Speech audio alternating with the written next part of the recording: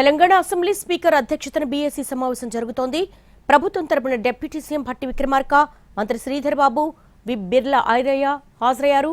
అలాగే బీఆర్ఎస్ నుంచి Harish Rao, KP Vivekananda, BJP నుంచి మహేశ్వర్ రెడ్డి, ఎంఐఎం నుంచి కౌసర్, సిపిఐ నుంచి కూనమనేని హాజరయ్యారు. అసెంబ్లీ సమావేశాలను ఎన్ని రోజులు నిర్వహించాలి, సభ ఎజెండాపై బీఏసీలో చర్చిస్తున్నారు.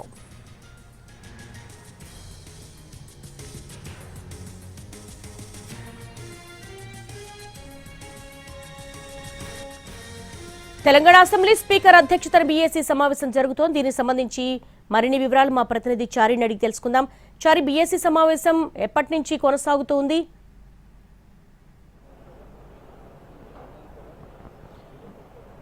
స్పీకర్ అధ్యక్షతన బీఏసీ సమావేశం కొద్దిసేపటి క్రితం ముగిసింది.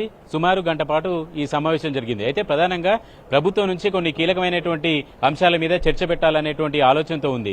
ఇటీవలనే సీఎం రేవంత్ రెడ్డి కూడా ఈ అంశాలకు సంబంధించి కొంత క్లారిటీ ఇచ్చేటువంటి ప్రయత్నం కూడా చేశారు. ప్రస్తుతం మూసీకి సంబంధించినటువంటి పునరుజ్జీవానికి సంబంధించినటువంటి ఎపిసోడ్కు సంబంధించినటువంటి అంశం మీద చర్చించాలని భావిస్తుంది. ఎందుకంటే ఇటీవల జరిగినటువంటి మొదటి ఫేజ్కు సంబంధించి మూసి పునరుజ్జీవానికి సంబంధించినటువంటి డిపిఆర్ కావచ్చు, పవర్ పాయింట్ ప్రజెంటేషన్ కావచ్చు, వీటన్నిటిని కూడా ప్రజల ముందు పెట్టేటువంటి ప్రయత్నం సీఎం చేశారు. దానికి సంబంధించి ఈ అసెంబ్లీ సెషన్లో చర్చించాలనుకుంటున్నారు.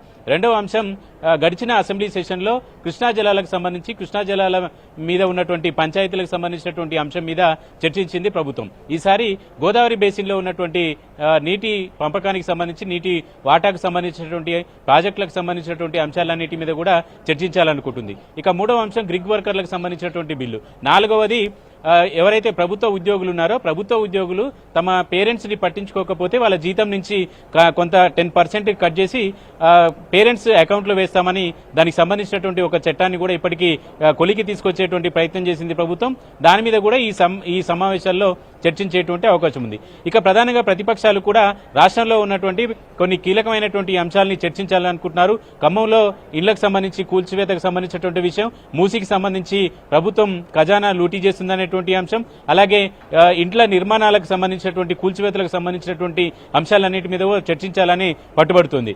మొత్తానికి ప్రతిపక్షం, అధికార పక్షం రెండూ కూడా ఈ అసెంబ్లీ సెషన్స్ ని తమకు అనుకూలంగా మలుచుకునేటువంటి ప్రయత్నం చేస్తుంది. ఇప్పటికే ప్రభుత్వం ప్రకటించినట్టుగా ఈ నెల 20వ తేదీన budget deputy CM Bhatti Vikramarka ప్రవేశపెట్టబోతున్నారు.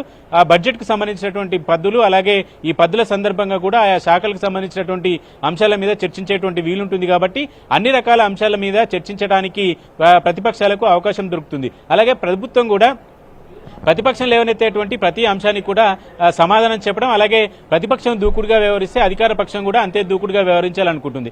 దాంట్లో భాగంగానే మరి కాసేపట్లోనే సిఎల్పి సమావేశం కూడా ఏర్పాటు చేసింది ప్రభుత్వం. సీఎం అధ్యక్షతన ఈ సమావేశం జరుగుతుంది. ఈ అసెంబ్లీ సమావేశాలు మనకున్నటువంటి సమాచారం ప్రకారం 7 నుంచి 10 పని దినాలు ఉండేలాగా ప్లాన్ చేస్తున్నట్టు అర్థమవుతుంది.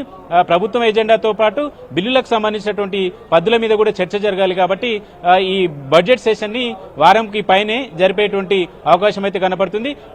ఈ బీఏసీలో ఏ నిర్ణయాలు తీసుకున్నారు, ఏ అంశం మీద ఏ రోజు చర్చ ఉంటుంది అనేది మరి కాసేపట్లోనే ప్రకటన వచ్చేటువంటి అవకాశం ఉంది.